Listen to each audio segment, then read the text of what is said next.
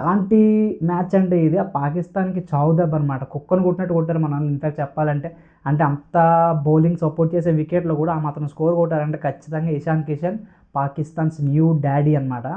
ప్రతి మ్యాచ్కి పాకిస్తాన్తో జరిగే ప్రతి మ్యాచ్కి ఒక్కొక్క డాడీ అంటే దశావతారాలుగా ఒక్కొక్క అవతారం ఎత్తుతూ ఉంటారు. ఈసారి ఇషాన్ కిషన్, దానికి ముందు తిలక్ వర్మ, అంతకుముందు విరాట్ కోహ్లీ, అలా ఒక్కొక్క మ్యాచ్కి ఒక్కొక్క డాడీ అనేవాడు పుడతా ఉంటాడు అనమాట పాకిస్తాన్ టీంకి చితగ్గొట్టి పడుకోబెట్టడానికి. సో పాకిస్తాన్ని మామూలుగా చితగ్గొట్టలేదు ఇషాన్ కిషన్. అసలు ఆ బౌలింగ్కి భయంకరంగా సపోర్ట్ చేసే వికెట్ మీద ఇషాన్ కిషన్ చేసిన బ్యాటింగ్ అయితే మాత్రం అసలు ఫినామినల్ అనమాట. మామూలు ఇన్నింగ్స్ కాదు అది. టర్న్ అవుతున్న బాల్ అయినా సరే, స్వింగ్ అవుతున్న బాల్ అయినా సరే, యాక్చువల్గా అందులో ప్రీమియం ఫాస్ట్ బౌలర్ అని చెప్పి ఒక ప్రీమియం ఫాస్ట్ బౌలర్ ఉన్నాడు, షాహీన్ అఫ్రీది. ఇషాన్ కిషన్ చేసిన బ్యాటింగ్ మళ్ళీ ఇంకొక ఓవర్ లాస్ట్ మళ్ళీ ఇన్నింగ్స్ లాస్ట్ ఓవర్ వేసాడు అనుకుంటా.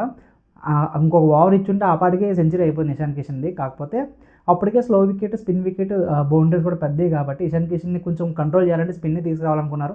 స్పిన్ని తీసుకొచ్చినా సరే మీరు ఎలాంటి బౌలర్ వేసినా సరే చితక్ కొడతా అనుకున్నట్టుగానే వేసాడు ఇషాన్ కిషన్. అయిపోయిన తర్వాత ఉస్మాన్ తారిక్ అనే బౌలర్ వచ్చి ముందే వచ్చుండు ఉస్మాన్ తారిక్ మొత్తం బౌలింగ్ అంతా పటాపంచలు చేసి అటు ఇటు ఎలా పడితే అలా కొడుతురు అనమాట. సో ఇషాన్ కిషన్ బ్యాటింగ్ అయితే మాత్రం పాకిస్తాన్కి కొన్ని రోజులు కలలో మిగిలిపోతాడు.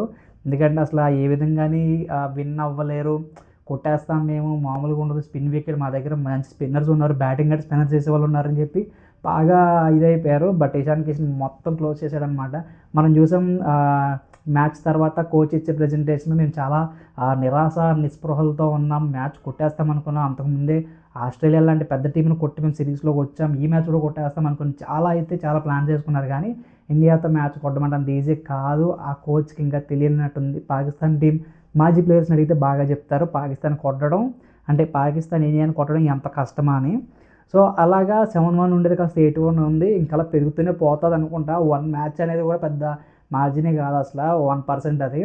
సో నెక్స్ట్ మళ్ళీ ఫైట్ వచ్చినప్పుడు చూడాలి పాకిస్తాన్ ఇంకెంత గట్టిగా కొడుతుంది, ఇంకో కొత్త డాడీ ఎవరు పుడతారు అని వెయిట్ చేయాల్సింది ఉంది. అప్పటికి ఇషాన్ కిషన్ ఉంటే ఇషాన్ కిషన్ చితగొడతారు. ఇషాన్ కిషన్ ఫామ్ మనం క్లియర్గా చూసాం ఎంత గట్టిగా ఉన్నాడు. అసలు టీంలోకి లేని ప్లేస్ని తీసుకొచ్చి సంజు శాంసన్ బయట కూర్చోబెట్టడం ఎంత మంచి పని అయిందంటే, సంజు శాంసన్ బాగా ఆడతారు కాబట్టి ప్రెజెంట్ ఉన్న ఫామ్లో ఒకవేళ సంజు శాంసన్ ఉంటే ఆ ప్రెషర్లో అభిషేక్ శర్మ, ఈ ప్రెషర్లో సంజు శాంసన్ అయిపోయి, తర్వాత వచ్చిన తిలక్ వర్మ అయిపోయి 1/1 చాలా ప్రాబ్లంలో పడిపోవాల్సి వచ్చేది టీమిండియా. బట్ అలా కాకుండా వికెట్స్ పడినా నాకు ఎలాంటి సంబంధం లేదు, నా బ్యాటింగ్ నేను చేస్తాను, పాకిస్తాన్కి ఇచ్చి పడేస్తాను. ఇషాన్ కిషన్ బైవర్సమైన బ్యాటింగ్ చేశాడు అనమాట. సో ఇషాన్ కిషన్ ఇన్నింగ్స్ మీకు ఎలా అనిపించింది కింద కామెంట్ చేయండి. నెక్స్ట్ వీడియోలో మళ్ళీ మాట్లాడుకుందాం. Thank you.